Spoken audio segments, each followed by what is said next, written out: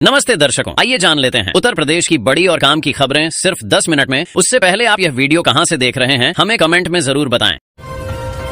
गरीबों के लिए खुशखबरी। भारत सरकार ने एक ऐतिहासिक फैसला लिया है जिसके तहत पात्र राशन कार्ड धारकों को अब हर महीने की जगह 3 महीने का राशन एक साथ मिलेगा। इससे लोगों का समय बचेगा और उन्हें बार बार लंबी लाइनों में लगने की परेशानी से छुटकारा मिलेगा। यह सुविधा चरणबद्ध तरीके से देश में लागू की जाएगी। बड़ा मौका। उत्तर प्रदेश रोडवेज में 96 बस कंडक्टरों की भर्ती होने जा रही है। ये नियुक्तियां संविदा के आधार पर होंगी। कौशाम्बी, प्रतापगढ़, प्रयागराज और मिर्जापुर जिलों के इच्छुक उम्मीदवार 11 सितंबर तक आवेदन कर सकते हैं। इसके लिए 12वीं पास और CCC सर्टिफिकेट होना अनिवार्य है। ग्रामीण परिवारों के लिए खुशखबरी। केंद्र सरकार की प्रधानमंत्री ग्रामीण आवास योजना के तहत गरीब परिवारों को पक्का घर बनाने के लिए 1,20,000 रुपए की आर्थिक सहायता दी जा रही है। इस योजना का लक्ष्य 2025 तक सभी ग्रामीण गरीबों को पक्का घर देना है। इसके अलावा लाभार्थियों को गैस, बिजली और शौचालय की सुविधाएं भी मिलेंगी।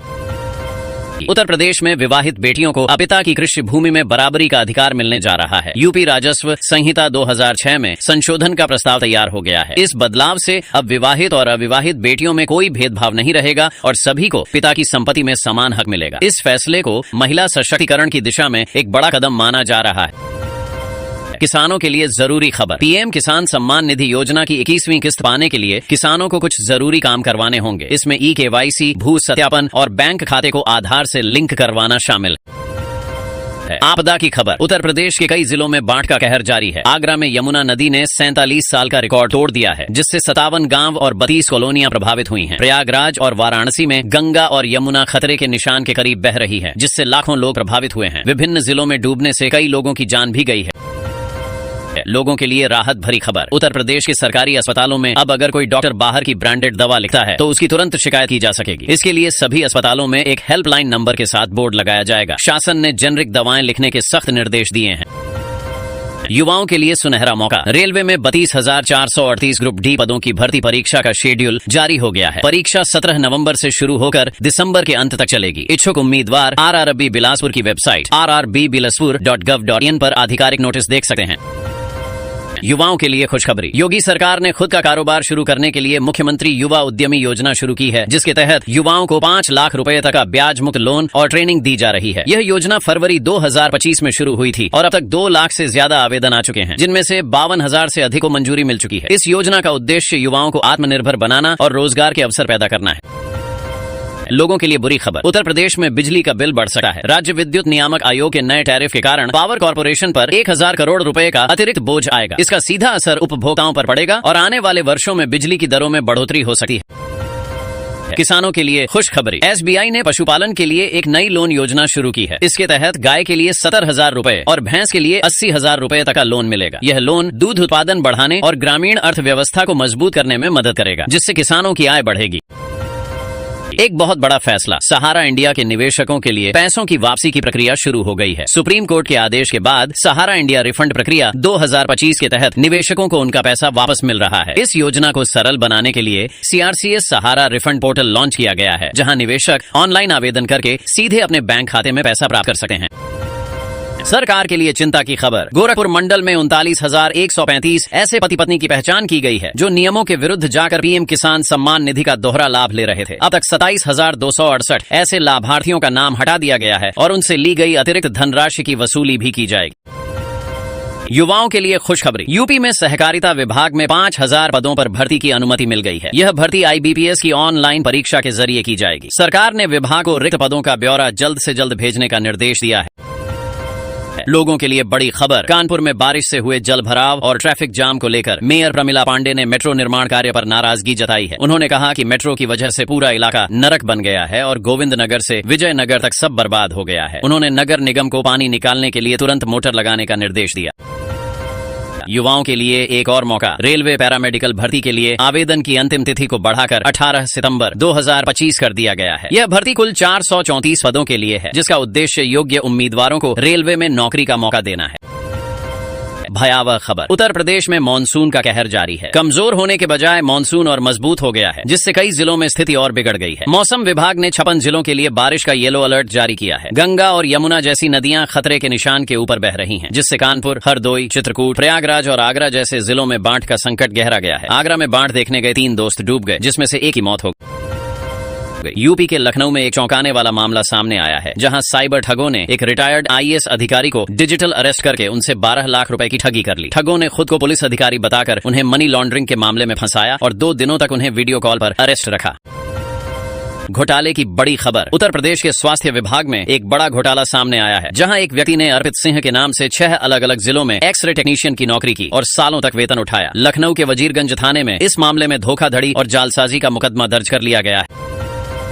राजनीति से जुड़ा बड़ा अपडेट। हेट स्पीच के मामले में सजा के बाद मुख्तार अंसारी के बेटे अब्बास अंसारी की विधानसभा सदस्यता बहाल कर दी गई है। सोमवार को अब्बास के दोबारा हाईकोर्ट पहुंचने के कुछ ही घंटों बाद विधानसभा सचिवालय ने यह आदेश जारी किया। सुनहरा मौका। भारत सरकार ने स्वच्छता को बढ़ावा देने के लिए शौचालय निर्माण योजना के तहत आवेदन शुरू कर दिए हैं। इस योजना के अंतर्गत पात्र परिवारों को शौचालय निर्माण के लिए 12,000 रुपये की वित्तीय सहायता दी जाएगी, जो सीधे उनके बैंक खाते में डीबीटी के माध्यम से भेजी जाएगी। यह पहल न केवल व्यक्तिगत स्वच्छता बल्कि ग्रामीण क्षेत्रों में स्वास्थ्य और सुरक्षा में भी सुधार लाएगी।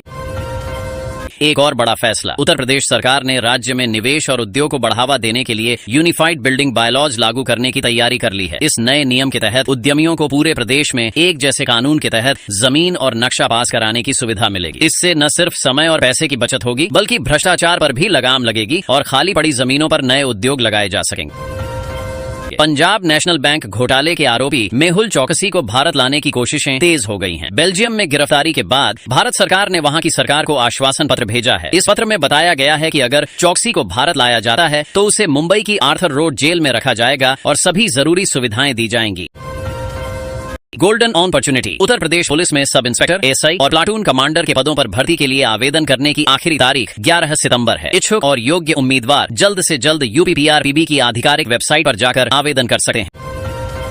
युवाओं के लिए बड़ी खबर। सुप्रीम कोर्ट के एक फैसले के बाद टीईटी शिक्षक पात्रता परीक्षा पास करना कक्षा 1 से 8 तक के सभी शिक्षकों के लिए अनिवार्य हो गया है। शिक्षक संघ अब इस फैसले के खिलाफ कानूनी और सरकारी विकल्पों पर विचार कर रहा है, क्योंकि इस नियम से लाखों शिक्षकों की नौकरी पर संकट आ गया है। इस फैसले के बाद कई राज्य सरकारों ने भी शिक्षकों का ब्यौरा मांगना शुरू कर दिया है। अचानक बढ़ी महंगाई। गाजीपुर में खाद्य सामग्रियों के दामों में लगातार उतार चढ़ाव जारी है, जिससे आम जनता की जेब पर सीधा असर पड़ रहा है। पिछले 1 महीने में सरसों तेल के दाम 30 रुपए से 40 रुपए तक बढ़ गए हैं, जबकि आटा भी 5 रुपए प्रति पैकेट महंगा हो गया है। हालांकि रिफाइंड तेल के दाम कम हुए हैं, लेकिन पैकेट में उसकी मात्रा भी घटा दी गई है।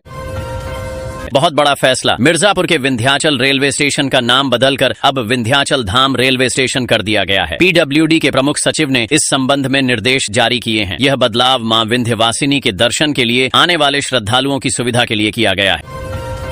एक महत्वपूर्ण फैसला। इलाहाबाद हाईकोर्ट ने तीसरे बच्चे के जन्म के लिए मातृत्व अवकाश नामंजूर करने के बिजनौर के बीएसए बेसिक शिक्षा अधिकारी के आदेश को रद्द कर दिया है। हाईकोर्ट ने बीएसए को 4 हफ्ते के अंदर नए सिरे से आदेश जारी करने का निर्देश दिया है। यह फैसला इस साल मई महीने में आए सुप्रीम कोर्ट के उस फैसले के अनुरूप है, जिसमें कहा गया था कि सरकार तीसरे बच्चे के लिए भी मातृत्व अवकाश देने से इनकार नहीं कर सकती, क्योंकि यह प्रजनन अधिकारों का हिस्सा है।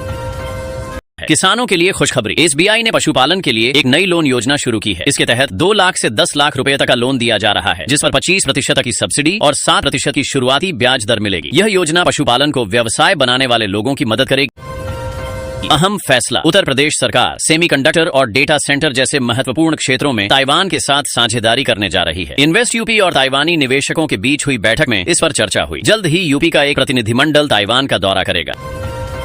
गाजियाबाद के मधुबन बापूधाम इलाके के एक पेट्रोल पंप पर मिलावटी डीजल बेचने का आरोप लगा है। ग्रामीणों का कहना है कि डीजल में पानी मिला होने की वजह से दर्जनों वाहनों के इंजन बंद हो गए। पुलिस और प्रशासन ने मौके पर पहुंचकर डीजल का सैंपल जांच के लिए भेजा है। योगी सरकार ने शहरी इलाकों में आवारा कुत्तों से जुड़ी समस्याओं को नियंत्रित करने के लिए नए दिशा निर्देश जारी किए हैं। इन गाइडलाइंस में कुत्तों के लिए संरक्षित फीडिंग जोन बनाना, पालतू कुत्तों का पंजीकरण, नसबंदी कार्यक्रम और रेबीज टीकाकरण जैसे उपाय शामिल हैं। नए नियमों के तहत निर्धारित क्षेत्रों से बाहर कुत्तों को खाना खिलाना प्रतिबंधित होगा और नियम तोड़ने वालों पर कड़ी कार्रवाई की जाएगी। इच्छुक लोग आवारा कुत्तों को गोद भी ले सकते हैं, लेकिन बाद में उन्हें छोड़ना अपराध माना जाएगा। अयोध्या में होने वाले दीपोत्सव में इस साल एक नया गिनीज वर्ल्ड रिकॉर्ड बनेगा। 26 लाख से ज्यादा दियों से सरयू तट और राम की पैड़ी जगमगाएगी। पर्यटन विभाग ने इसके लिए तैयारियां तेज कर दी हैं, ताकि राम मंदिर की प्राण प्रतिष्ठा के बाद दूसरा दीपोत्सव और भी भव्य हो सके। गोरखपुर में असलहा सप्लाई करने वाले एक बड़े गैंग का भंडाफोड़ हुआ है। पुलिस ने 5 बदमाशों को गिरफ्तार किया है। ये लोग 15,000 में असलहे खरीदकर 20 से 40 हजार रुपये में बेचते थे। पुलिस सरगना की तलाश कर रही है। बड़ी खबर। उत्तर प्रदेश के कासगंज में भंडारे का प्रसाद खाने के बाद 50 से अधिक लोग फूड पॉइजनिंग का शिकार होकर बीमार पड़ गए हैं। लोगों को उल्टी और दस्त की शिकायत के बाद अस्पताल में भर्ती कराया गया है। मरीजों की बढ़ती संख्या को देखते हुए स्वास्थ्य विभाग की टीम भी गांव में पहुंची है। यूपी के मथुरा में यमुना नदी के खतरे के निशान से ऊपर बहने के कारण आई बाढ़ का जायजा लेने के लिए संत प्रेमानंद महाराज खुद स्टीमर से निकले। करीब 1 घंटे तक उन्होंने बाढ़ प्रभावित इलाकों का दौरा किया। इस दौरान उन्होंने लोगों से धैर्य रखने की अपील की और कहा कि यह सब भगवान की लीला है। युवाओं के लिए खुशखबरी। मेटा कंपनी भारत के लिए हिंदी में AI चैटबॉट बनाने की तैयारी कर रही है और इसके लिए वह कॉन्ट्रैक्टर्स को 5,000 रुपये प्रति घंटे तक का भुगतान करेगी। यह भर्ती अमेरिका में की जा रही है, जहां हिंदी, स्पेनिश और पुर्तगाली जैसी भाषाओं में मजबूत पकड़ रखने वाले और कम से कम 6 साल के अनुभव वाले लोगों को मौका मिलेगा। कंपनी का मकसद ऐसे AI चैटबॉट बनाना है जो इंस्टाग्राम, व्हाट्सएप और मैसेंजर पर भारतीय भाषाओं और संस्कृति को समझ सके। उत्तर प्रदेश के अमरोहा में चकबंदी लेखपाल को 20,000 रुपए की रिश्वत लेते हुए रंगे हाथों गिरफ्तार किया गया है। मुरादाबाद की एंटी करप्शन टीम ने यह कार्रवाई की जब लेखपाल एक किसान से उसके काम के बदले पैसे ले रहा था। आरोपी पिछले 5 साल से हसनपुर तहसील में तैनात था। आश्चर्यजनक खबर। उत्तर प्रदेश के बरेली में स्मार्ट मीटर लगाने के अभियान में एक बड़ा घोटाला सामने आया है। ठेका लेने वाली कंपनी के कर्मचारियों ने 56,000 रुपए का बकाया छिपाने के लिए अपने घर पर रिटोरा क्षेत्र के लिए जारी किया गया स्मार्ट मीटर लगा लिया था। बिजली विभाग ने तुरंत उनका कनेक्शन काट दिया है और मामले में कार्रवाई शुरू कर दी है। राजनीति से जुड़ा बड़ा अपडेट। नेपाल में चल रहे हिंसक विरोध प्रदर्शनों के बाद प्रधानमंत्री KP शर्मा ओली ने इस्तीफा दे दिया है और वे देश छोड़कर दुबई भागने की योजना बना रहे हैं। नेपाली मीडिया के अनुसार उन्होंने हिमालय एयरलाइंस को स्टैंड बाय पर रखा है। रिपोर्ट में बताया गया है कि ऐसे बड़े नेताओं के लिए दुबई में शरण का मामला सीधे राजनीतिक स्तर पर तय होता है। एक बड़ी खबर। कानपुर देहात RTO विभाग ने रोड टैक्स न चुकाने वाले 1400 वाहन मालिकों को नोटिस भेजा है। इन पर कुल 47 करोड़ रुपए का बकाया है। विभाग ने चेतावनी दी है कि तय समय में टैक्स जमा न करने पर वाहनों की RC, रजिस्ट्रेशन सर्टिफिकेट रद्द कर दी जाएगी और नीलामी जैसी सख्त कार्रवाई भी की जा सकती है। हैरान करने वाली खबर। उत्तर प्रदेश के परिवहन राज्य मंत्री दयाशंकर सिंह समेत 15 लोगों के खिलाफ बलिया की CJM कोर्ट ने गिरफ्तारी वारंट जारी किया है। यह मामला 10 साल पुराना है, जो 2015 में माल गोदाम चौराहे पर धारा 144 के उल्लंघन और रास्ता जाम करने से जुड़ा है। कोर्ट ने पुलिस को सभी आरोपियों को गिरफ्तार कर पेश करने का निर्देश दिया है। उत्तर प्रदेश में शिक्षक बनने की तैयारी कर रहे युवाओं के लिए बड़ी खबर है। UPTT की परीक्षा की तारीखें घोषित कर दी गई हैं। ये परीक्षा अगले साल 29 और 30 जनवरी 2026 को आयोजित की जाएगी। सुप्रीम कोर्ट के निर्देश के बाद यह पहली TT परीक्षा होगी। चिंतित करने वाली खबर। उत्तर प्रदेश के मुख्यमंत्री योगी आदित्यनाथ ने सोशल मीडिया के बढ़ते दुरुपयोग पर चिंता जताई है। उन्होंने कहा है कि सोशल मीडिया प्लेटफॉर्म जातिवाद और नफरत फैलाने का माध्यम बनते जा रहे हैं। बस्ती में एक कार्यक्रम के दौरान उन्होंने कहा कि फेक ग्रुप्स के जरिए समाज में गाली ग्लौज और नफरत फैलाई जा रही है, जो टेक्नोलॉजी का दुरुपयोग है। उत्तर प्रदेश में PET परीक्षा में गड़बड़ी करने वाले एक बड़े सॉल्वर गिरोह का भंडाफोड़ हुआ है। पुलिस ने गिरोह के सरगना डॉ अमित गुप्ता समेत 3 लोगों को गिरफ्तार किया है। डॉक्टर अमित गुप्ता बलिया के सामुदायिक स्वास्थ्य केंद्र में मेडिकल अफसर के पद पर तैनात था और वह पिछले 5 साल से यह गिरोह चला रहा था। वह अभ्यर्थियों से 50,000 रुपए लेकर सॉल्वरों को 25,000 रुपए का भुगतान करता था। सुरक्षा से जुड़ा बड़ा बयान। Army chief general Upendra Dwivedi ने बताया कि ऑपरेशन सिंदूर सिर्फ 4 दिन में क्यों खत्म हो गया। उन्होंने कहा कि युद्ध अप्रत्याशित होते हैं, लेकिन कम लागत और उच्च तकनीक का इस्तेमाल करके अपने से बड़े दुश्मन को भी हराया जा सकता है। उन्होंने रूस यूक्रेन युद्ध का उदाहरण देते हुए कहा कि लंबे समय तक चलने वाले युद्ध के लिए पर्याप्त संसाधन जरूरी हैं। अहम खबर। मेरठ में ट्रैफिक जाम से राहत दिलाने के लिए बच्चा पार्क से सदर तहसील तक एक नई एलिवेटेड रोड बनाई जाएगी। इस परियोजना के लिए सेतु निगम और मेडा ने संयुक्त रूप से निरीक्षण किया है। नई डिजाइन के अनुसार इसका रैंप चौराहे के बजाय नाले के पास बनाया जाएगा ताकि यातायात सुचारू रूप से चल सके। यूपी में सरकारी नौकरी की तैयारी कर रहे युवाओं के लिए बड़ी खबर है। उत्तर प्रदेश अधीनस्थ सेवा चयन आयोग UPSSSC ने प्रारंभिक पात्रता परीक्षा PET 2025 की आंसर की जारी कर दी है। किसान हित में बड़ा कदम।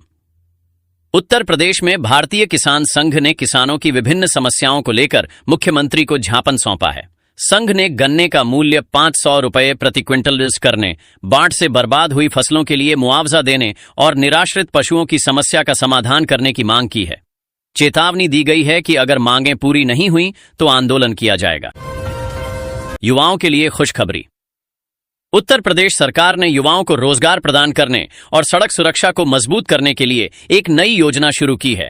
इस योजना के तहत 3,510 संविदा सड़क सुरक्षा साथियों की भर्ती की जाएगी, जिन्हें हर महीने 3,000 रुपए बास का मानदेय मिलेगा। इनका मुख्य काम सड़क हादसों को कम करने के लिए ट्रैफिक की निगरानी करना, लोगों को जागरूक करना और ब्लैक स्पॉट की जानकारी देना होगा। बहुत बड़ा फैसला।